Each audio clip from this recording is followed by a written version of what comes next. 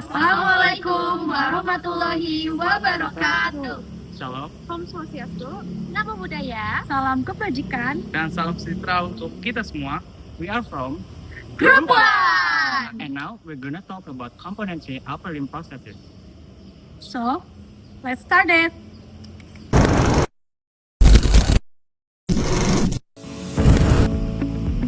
Oh, hi, my name is Raya Amanda. Hi Raya, and my name is Maribel Takpolo.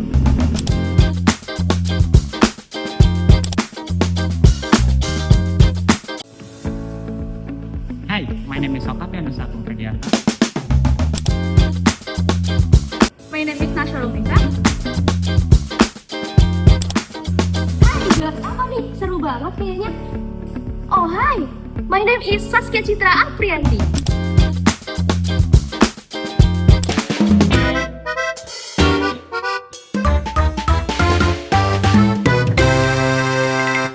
Hello everyone and welcome to this session. Today we're gonna talk about upper limb processes componentry. In simple word, we will look at the main part that make up an upper limb processes. By the end of the video, you should be able to mention the main components of upper limb processes, recognize the different types, and understand their function.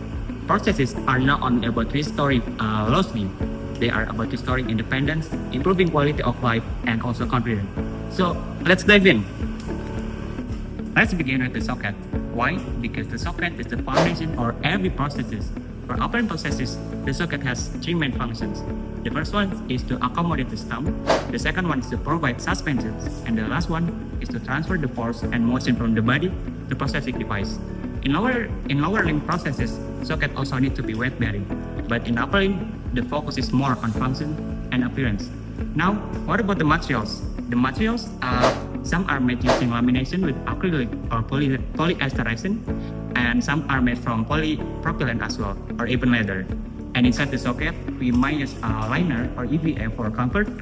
The choice of material is very, very important because it affects comfort, durability, and how well the force will transfer.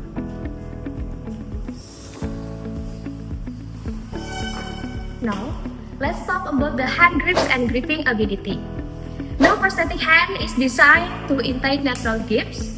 There are the several basic patterns: the thumb finger pinch, also called precision pinch, which can be tip-toe tip, and key pinch, the digital palmar grips such as the cylindrical grips, the holding a bottle or spherical grips, and like holding a bell. And then the hook grip, which is very functional for carrying bags or holding strap. Each grip pattern has a purpose, and the design of the prosthesis tries to replicate these essential hand functions.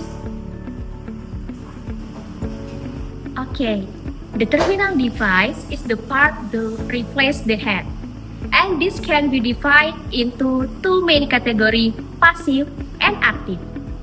Passive devices are usually for cosmetic purpose. For example, a cosmetic glove or hand, which looks natural but cannot move actively. Or active specific device, like a tool for holding a tennis racket or working tool. And on the other hand, we have active device. This can be prosthetic hooks, which are very functional. They allow prescribed grips, are lighter, and the user can see what they are holding. However, they are not cosmetically actively. And then, cross-hand-seal hand, which look more natural but sometimes have limited function due to friction inside the mechanics. And third, voluntary opening. And for the voluntary opening, where the hook stays closed with a spring and it opens when you pull the cable. And then voluntary closing. The voluntary closing where it stays open and closed when you pull the cable. And finally, we also have externally powered device, especially myoelectric hands, which use battery and muscle signals to operate this device. We will return to this later.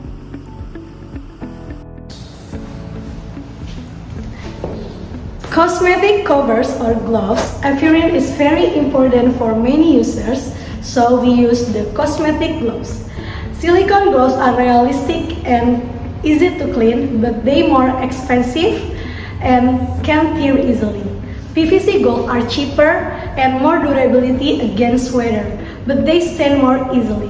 This shows how prosthetic design is always balanced between function and cosmetics. Okay, moving up, and let's talk about the wrist unit. The wrist connected the terminal device to the rest of the prosthesis and allow for pronation and supination, the basically of rotating the hip. There are different types. First, quick disconnect wrist, which make it easy to change the device. Second, wrist flexion unit, where the hand can be locked at certain angles. Third, friction wrist, which use constant or flat frictions. And the last, ball and socket wrist, which allow multi-direction movement, so the connectors can be screw, plug-in or bayonet system. This flexibility allows patients to adapt to many activities. Okay guys, and now let's move to elbow units. There are several kinds. First, block type elbows, such as body power functional elbows, manual locking elbows, and single axis elbows. And the second, flexible hinge, often used in medium or long translational prostheses. And third, rigid hinge, which can be single axis, polycentric, or step-up hinge. And the last one is step-up hinge are very interesting because they amplify elbow motion by a ratio 2:1. This is very useful for the patient with very short stump residual limbs. So, the elbow units provide positioning and allow the terminal device to reach object effectively. And now we'll talk about shoulder unit. Shoulder unit is not always needed for some people, but for some people, shoulder unit is very important for the disarticulation amputee or for quarter amputee. They can allow the flexion, extension, or multidirectional positioning. And now we're moving on with the cable control system. A very important of body part of prosthesis is the cable control system. In the cable control system, we have two types. For the first is single control system. This type is usually for the translational prosthesis, and the second type is dual control system. This type is usually for the transhumeral prosthesis, and this system includes many parts.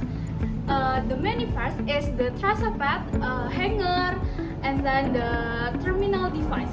And in simple terms, when the patient moves the shoulder or arm in the certain way, the cable can pull and the terminal device can open and close easily in the patient hand or hook. And now we'll talk about the harness system. The harness system has the two main jobs. For the first main job is to suspension the prosthesis of the body. And the second main job is transfer body power to the cable control. And for the harness system, there's so many different designs. For the first, it's figure 8 harness. For the second, it's figure 9 harness. And the third is the shoulder saddle harness. And the last is the double axilla loop harness. And for the bilateral transradial harness, for the patient amputee on the both sides, harness design must be balanced for the comfort and function.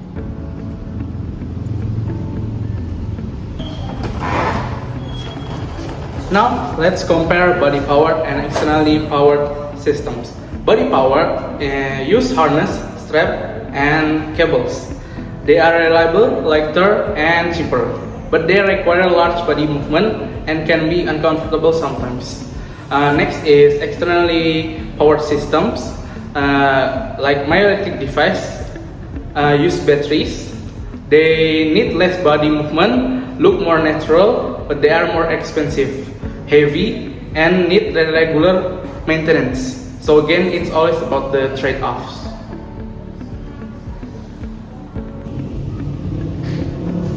Let's talk shortly about advanced technology. Myoelectric prosthesis have sensors on the skin. So when the users move their muscle, the sensors will catch the electric signals and send them to move the hand or electric hook.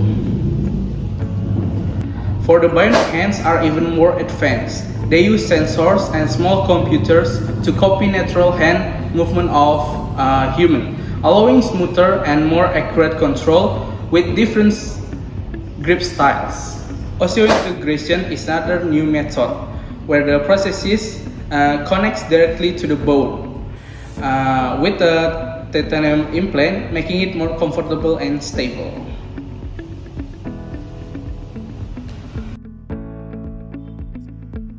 So to conclude this chapter, we have looked at all major components of operating processes, such as socket, hand grips, terminal devices, cosmetic covers, wrist and elbow units, shoulder units, cable control system, harnesses, and control methods.